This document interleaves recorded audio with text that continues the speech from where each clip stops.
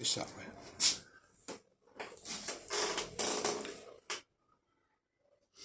Alors, vous savez que je commence à appliquer très sérieusement mes travaux sur la psychologie sensorielle, qui viennent compléter mes travaux sur la psychologie astrologique.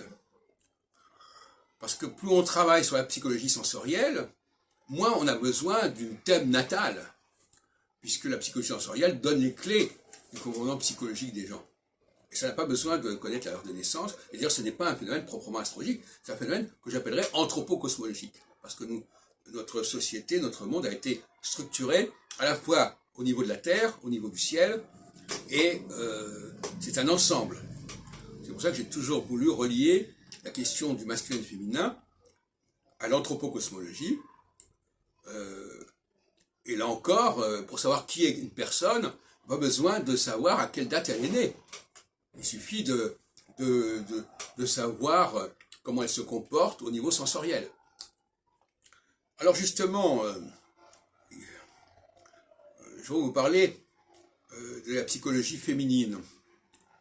Parce que, à force d'être dans les abstractions et dans le vague, on finit par dire n'importe quoi et penser n'importe quoi. On est d'accord là-dessus.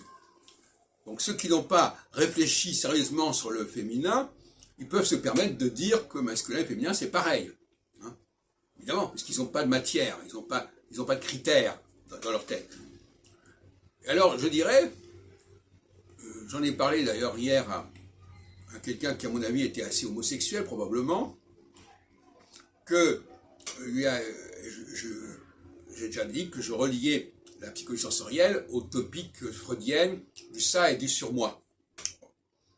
Alors, une carence du surmoi, quand elle est dans le domaine sensoriel, crée un excès libératoire si on veut, mais enfin un excès. Alors, chez les femmes, l'excès, c'est la parole. C'est-à-dire un manque de contrôle de la parole qui peut se présenter de deux façons. Soit on dit n'importe quoi, on dit des banalités, on répète des choses, c'est le disque est rayé, etc.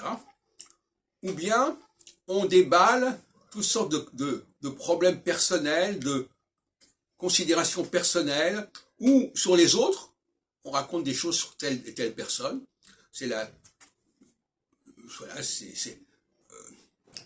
D'ailleurs en hébreu on le dit, c'est le lachon hara, c'est la médisance, etc. Dont on dit d'ailleurs que Jérusalem est tombé à cause de la médisance, de la mauvaise langue, comme on dit en hébreu. Et alors on voit des gens comme ça qui ont commencé à jouer le jeu de la discussion philosophique, et puis tout d'un coup il y a un glissement, un basculement, et la personne vous parle de ses petits problèmes personnels, vous raconte des choses qu'elle devrait garder pour elle sur telle et telle personne que l'on connaît, hein, des indiscrétions, et chassé de naturel, il revient au galop, même si les gens essaient de cacher leur jeu, il suffit de gratter un petit peu pour s'apercevoir de quoi il s'agit. Alors, j'ai pris l'exemple de la parole, parce que la parole c'est l'ouïe, donc c'est un des 4 sens du visage, on peut dire, si on met le toucher à côté, puisqu'il est plus général. Donc la femme a un problème de surmoi avec la parole, surtout si elle n'a pas eu un père suffisamment vigilant et attentif pour les former à ce niveau-là. En revanche, elle va être extrêmement exigeante et presque même intolérante au niveau de l'odeur, au niveau de la propreté. Bon. Donc voyez-vous, donc dans le domaine du ça, on se laisse aller, on pense qu'on peut faire n'importe quoi et dire n'importe quoi, et que ça n'a pas d'importance. Et dans le domaine du surmoi, enfin la femme a un surmoi au niveau olfactif et un ça au niveau auditif, et bien dans le domaine du surmoi, on est très très exigeant, il faut que tout soit très propre, c'est un peu maniaque, etc. Bon, voilà. On pourrait donner d'autres exemples.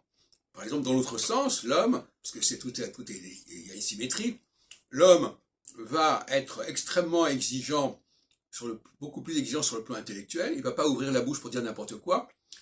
Un homme qui parle pour ne rien dire, il va tout de suite être mis de côté. On dit, bah, ce type-là, c'est même pas la peine d'écouter ce qu'il dit. On le repère tout de suite.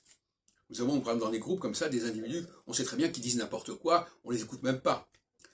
Et inversement, il va y avoir un relâchement au niveau du ça olfactif et gustatif, avec le tabac, l'alcool, la nourriture en général. Il y aura des excès, et ces excès sont tolérés dans le monde masculin, tout comme les excès de langage sont tolérés dans le monde féminin, ce qui fait que les gens aiment bien se retrouver entre eux. Les hommes aiment bien se laisser aller au niveau de la tabagie, au niveau de l'alcool, au niveau de la bouffe, la grande bouffe de Marc Perry, etc.